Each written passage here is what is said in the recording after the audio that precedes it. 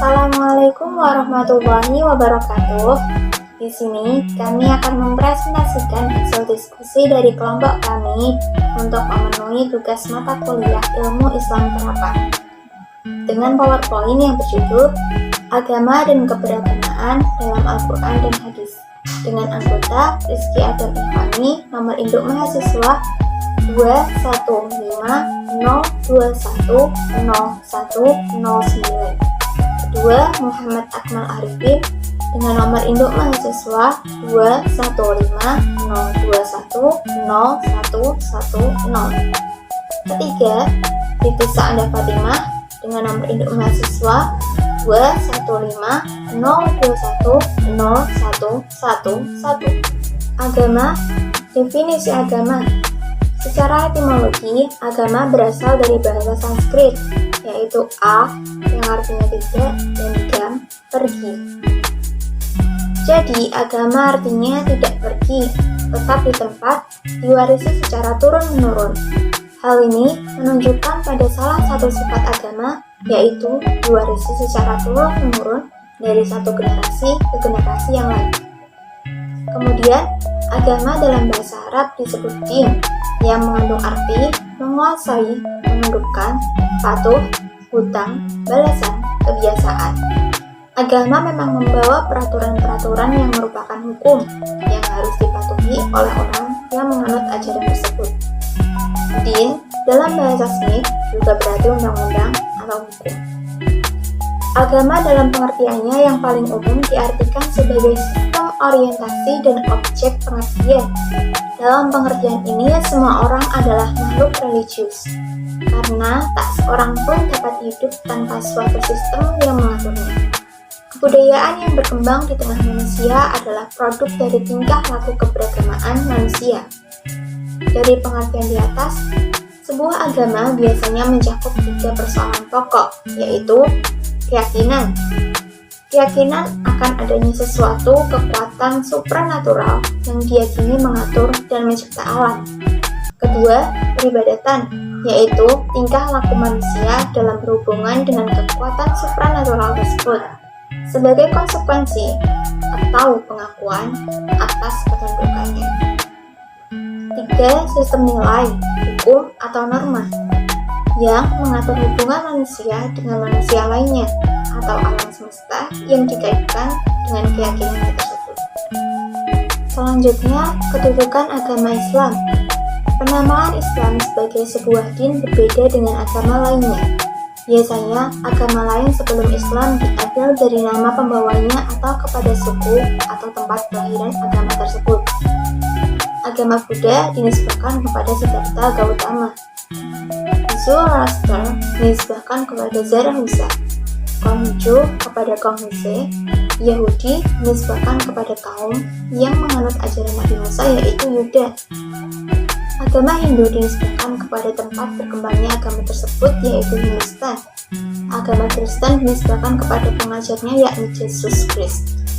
Nasrani dinisbahkan kepada tempat kelahiran Isa, yaitu Nazaret. Tidak seperti agama-agama tersebut, penamaan Islam diambil dari hakikat dan substansi ajaran yang terkandung di dalamnya. Jika agama lain baru ada setelah pembawa ajarannya telah tiada, namun Islam sudah ada sejak kelahirannya. Nama Islam dalam Al-Quran. Islam merupakan turunan dari kata salimah yang artinya bersih dan selamat dari kecacatan atau sempurna.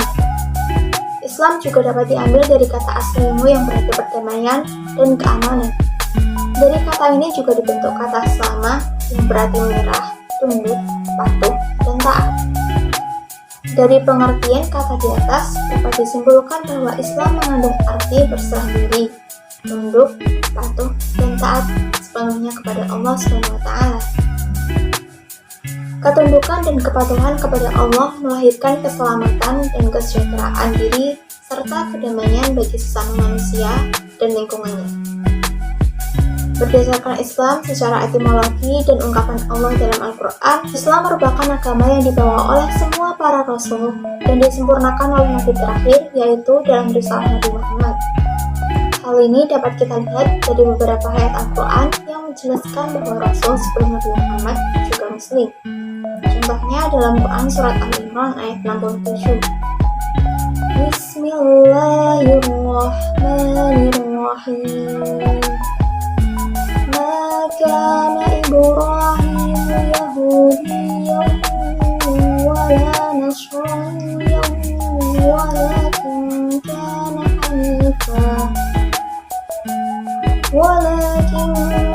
kana hanifan musliman wa ma kana minal musyrikin. Yang artinya, Ibrahim bukan seorang Yahudi dan bukan pula seorang Nasrani. Akan tetapi, dia adalah seseorang yang lurus lagi berserah diri kepada Allah. Dan sekali-kali bukanlah dia termasuk golongan orang-orang yang musyrik. Quran Surah Al-Imran ayat 67. Yang selanjutnya adalah Islam sebagai agama yang benar. Penegasan Islam sebagai agama yang benar tertuang pada Al-Quran dengan dibagi beberapa rincian. Yang pertama adalah Din al-Haq, agama yang benar, seperti yang ada di Al-Quran surat At-Taubah ayat 33, yang artinya Dia yang telah mengutus Rasulnya dengan membawa petunjuk Al-Quran dan agama yang benar untuk dimenangkannya atas segala agama, walaupun orang-orang musyrik tidak menyukainya. Penjelasannya adalah agama yang benar adalah agama yang diturunkan oleh Allah Subhanahu wa taala melalui para rasulnya. Agama yang diturunkan oleh Allah, agama yang menjadi pemenang dari agama yang lainnya di muka bumi ini. Yang selanjutnya adalah Din al-Qayyim, yang artinya agama yang lurus. Bagian tertuang dalam surat Yusuf ayat 40, yang artinya kamu tidak menyembah yang selain Allah kecuali hanya menyembah nama-nama yang kamu dan nenek moyangmu membuat-buatnya. Allah tidak menurunkan suatu keterangan tentang nama-nama itu. Keputusan itu hanyalah kepunyaan Allah. Dia telah memerintahkan agar kamu tidak menyembah selain Dia. Itulah agama yang lurus, tapi kebanyakan manusia tidak mengetahuinya. Agama yang lurus di sini maknanya adalah agama yang teguh menegakkan tauhid dan berbuat amar ma'ruf nahi mungkar. Yang selanjutnya adalah Din al-Hanif, maksudnya adalah agama yang jalan dengan fitrah manusia. Ibadah dan mengabdi kepada Tuhan adalah kebutuhan fitrah manusia. Oleh sebab itu manusia akan hampa hidupnya jika tidak beribadah. Pernyataan tersebut juga tertuang pada Al-Quran surat Ar-Rum ayat 30, yang artinya maka hadapkanlah wajahmu dengan lurus pada Allah. Tetaplah atas fitrah Allah yang telah menciptakan manusia menurut fitrah itu. Tidak ada perubahan pada fitrah Allah. Itulah agama yang lurus, tetapi kebanyakan manusia tidak mengetahuinya. Yang berikutnya adalah fungsi agama. Agama adalah sesuatu yang melekat pada diri manusia. Tidak ada seorang pun secara mutlak lepas dari agama. Keberadaan agama bagi kehidupan manusia pada dasarnya mempunyai dua fungsi utama. Namun bagian rinci adalah yang pertama, agama sebagai petunjuk kebenaran. Manusia adalah makhluk berakal. Dengan akal itulah lahir ilmu dan filsafat sebagai sarana untuk mencari kebenaran. Yang kedua adalah agama sebagai informasi metafisika. Banyak hal yang belum terungkap oleh akal manusia, terutama yang menyangkut hal metafisika. Misalnya kehidupan setelah alam barzah, yaumul hisab, surga, neraka, malaikat, jin, dan informasi tentang Tuhan. Akal manusia tidak mampu mengungkap dan mencari informasi tentang hal tersebut dengan benar. Yang ketiga adalah agama sebagai sumber moral. Persoalan moral atau akhlak merupakan persoalan yang mendasar dalam kehidupan manusia. Bahkan misi dari kenabian dan diturunkannya agama adalah untuk memperbaiki akhlak manusia. Untuk memperbaiki akhlak manusia, akhlak juga dapat menjadikan standar kemuliaan seseorang membedakan dengan binatang. Sekalipun akal manusia mampu untuk berpikir dan mengetahui yang baik dan buruk, tapi yang mampu dipikirkan akal itu masih sifatnya terbatas. Yang keempat adalah agama sebagai sumber syariah dan ibadah. Hal yang terpenting dalam agama adalah peribadatan. Peribadatan merupakan aplikasi dan realisasi dari keimanan seseorang. Peribadatan yang benar hanya diperoleh melalui agama yang diwahyukan Tuhan kepada manusia.